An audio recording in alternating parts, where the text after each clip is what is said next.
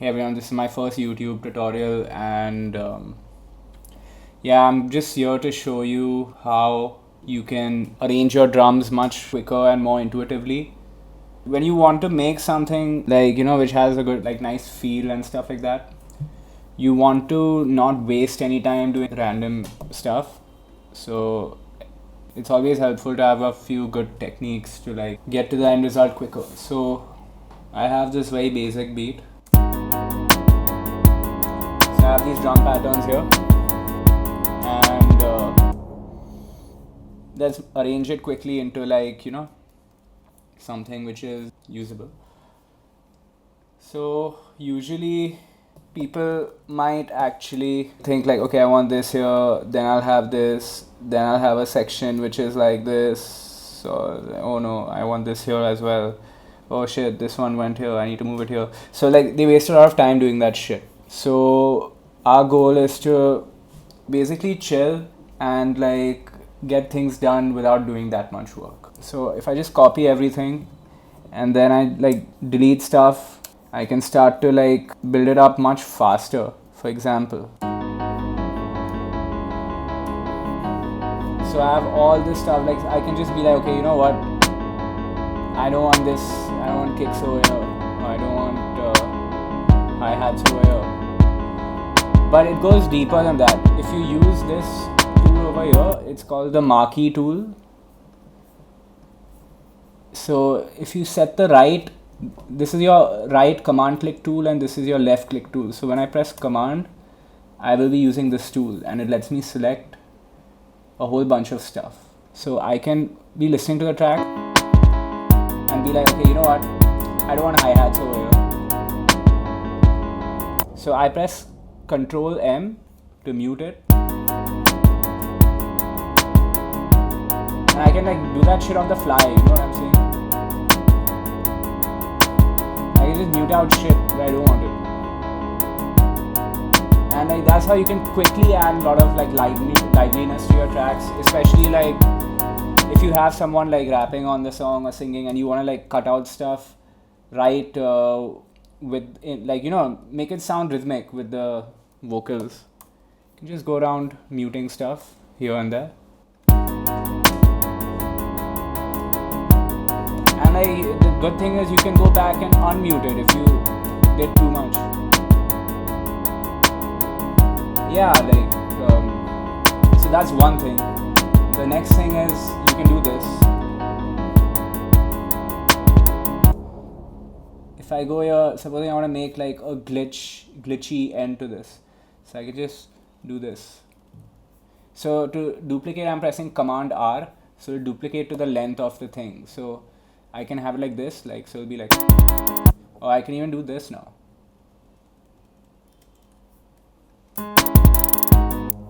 So yeah, how much quicker is that than doing it like this?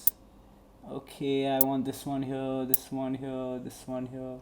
Because Command R doesn't work the same way over here. If I do this, it duplicates to the next one. You have to change the settings to like make that shit work.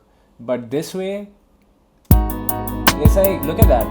I don't know how much time I've spent right now, maybe like a couple of minutes or something. But see, that's the thing, like we get very tied to how much time we put into stuff, but that doesn't matter. You have to make something which is like impactful and that it just sounds good. And sometimes you could have spent like maybe half an hour to an hour making a certain sound in the mix sound a certain way, and then you might have spent like 5 minutes adding another sound, or maybe you just like played some shit and it just sounded good, but you might feel like the one which you spent 1 hour on is more valuable, but it's not.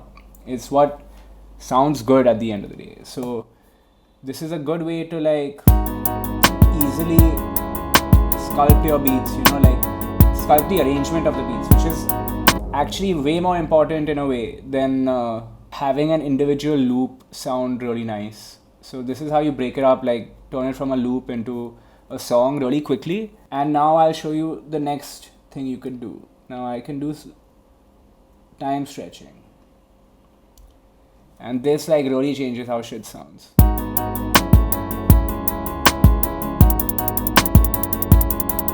And it's instant. That's the thing. Like if you're spending too much time doing this stuff, then what is the point?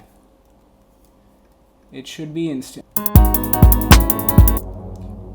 And then you combine all these different techniques. Like I did the time stretching, but then I'm like, some of these kicks are not at the right time, so I'm just moving them.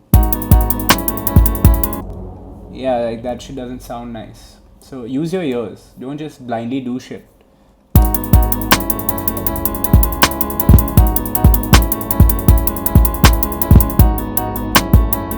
Yeah, like maybe I could make that work in some other way.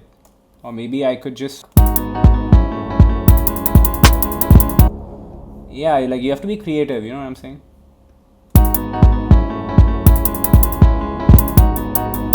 Yeah, like see, I guess that kind of works.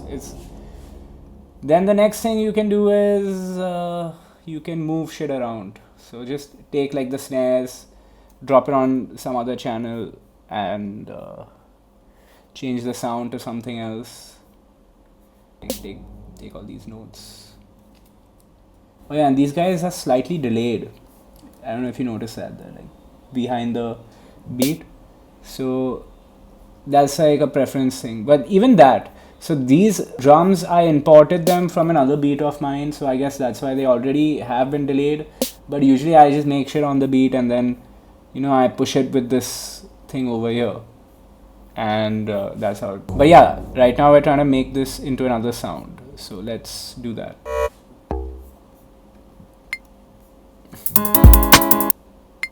So yeah, I can just slide them around,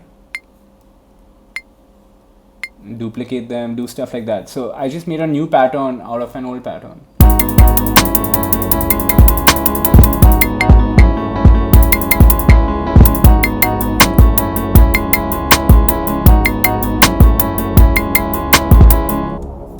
Yeah, so I just made a new beat out of a couple of loops, and you can do the same, and you don't have to like overthink it. Just like be destructive with this shit, because even if you think you're gonna destroy it, just go and save a copy. Like, you know what I'm saying? Save a new copy, and you can make millions of beats, and like that's not a joke.